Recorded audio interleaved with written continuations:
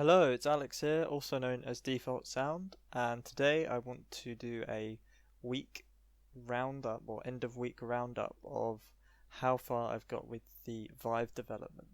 So far this week has gone really well, and setting up VR or Steam VR in UE4 was actually a very easy process.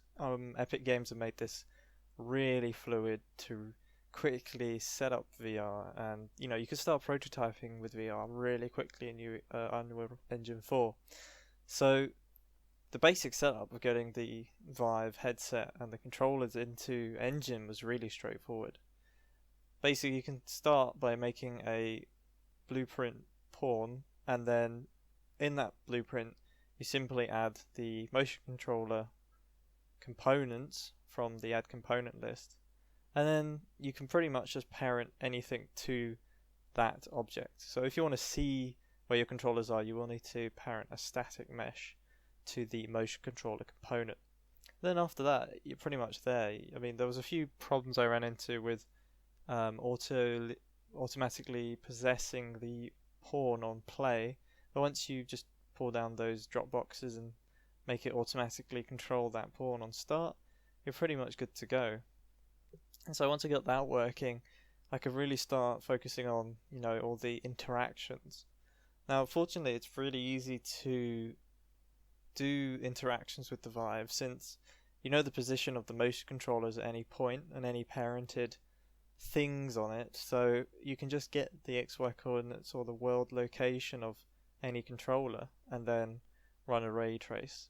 So it was quite easy to then run a ray trace from the controller and then add interaction. So after I got that done, my initially was just getting pickups working, and the first approach I did was pretty straightforward. When you hit something, it would then attach that hit object to the controller, and when you let go, it dropped it. Unfortunately, this doesn't work very well with objects that need physics interactions. So, for example, the lid of a chest. And so I had to rethink the approach that I was going to take with the interaction of physics. So I opted for physics handles, which we used in the original prototype, but we ran into a few problems with them. And I soon discovered the problems that I had in the original prototype were still in the Vive version. But it wasn't actually due to the Vive, it's actually due to the pivot point of any static mesh, since if you attach or grab a physical object and attach it to the physics handle, it determines it by the origin of that mesh. So in the case of the lid, when I was trying to open it, it was having a hard time trying to open. It was really awkward when you try to move the controller. I soon realised that I had to think more in a real world way, because obviously you have a handle on a box and you need to grab the handle to open the box. So I quickly just threw in a box on the lid of the chest, and sure enough I was right, the handle worked flawlessly. And obviously the handle's parented to the lid, so any physics changes on the handle gets applied to the lid. So once I was happy with that, I then soon realised that I had to do a few checks to see whether the object is a pickup or not. So obviously pickups want to inherit the rotation of the controller. So tags were my best friend in this instance, as I could then tag any pickups and then check if it contains any of those tags to then either inherent rotation or not. So once I was happy with the physics interaction, I decided to start reworking the sort of interactables for the puzzles. So I started off with the chess because it was probably the most simplistic object we have in the game with interaction. And so I started on the combination lock, and I was sort of deciding what would be the best control scheme to begin with, and I opted to use the thumb pad to sort of scroll through the combination lock. Unfortunately, I couldn't get the swipe motion to register, so right now it's kind of just a pseudo swipe motion, but eventually I hope to figure out how you can do or detect swipe motions on the thumb pad and then register that as an input. So that'd be really cool if you could swipe your thumb up to obviously rotate the combination lock back, or down to go to the next number, and so on. So that was pretty straightforward for the most part, because once I can register a swipe, I can just tell whatever event to happen. So I got the lock all up and working again, and that was pretty much the same from the prototype. And then sure enough, you can unlock the box and open it up and look inside. The next thing I added was a basic teleport function. This is a pretty straightforward thing to set up. You pretty much just run a raycast from the controller. You then get the impact point, and then you basically set the player to move to that impact point.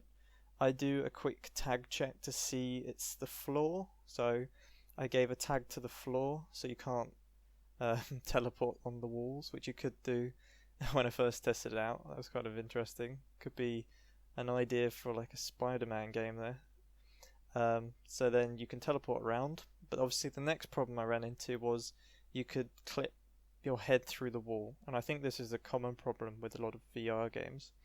And I noticed a couple of games that had sort of approached this in an interesting manner. They would phase the world out until you moved your head back into the world.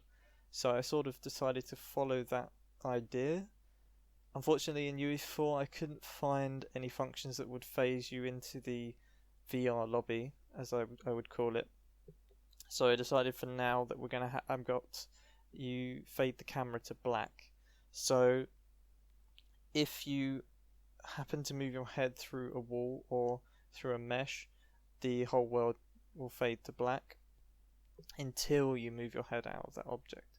And this is also a problem with our puzzle elements. For example, with the box, we don't want players cheating by looking to see what's inside the box. So if you try and do that, unfortunately you won't see anything but blackness. So far that works pretty well, and I achieved it by running raycasts from the headset forward. There's a short one for any close-up objects and a longer one for any outside bounds. And for the bounds I had to set up some boxes around the room. So that was a pretty rough solution, but it works and I'm pretty happy with it. The only problem I want to solve with it now is when you do clip outside the world and it fades black, you have actually no reference points to where you are. So I figured out how I can get the origin of the bounds.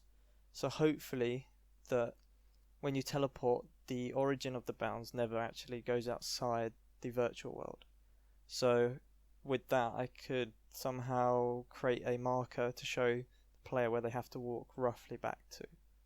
So that's hopefully what I want to do with that. And yeah, that's pretty much all for this week. I've got a lot of the low-end, main stuff working. So now it'll just be a matter of building it up from here. But yeah, it's been a really fun week. Everything's gone pretty well. I mean, I've had a few hiccups with the controller input, like I said, but hopefully I can figure that out in all due time. And until next week or whenever, I will keep you updated. Thanks for watching.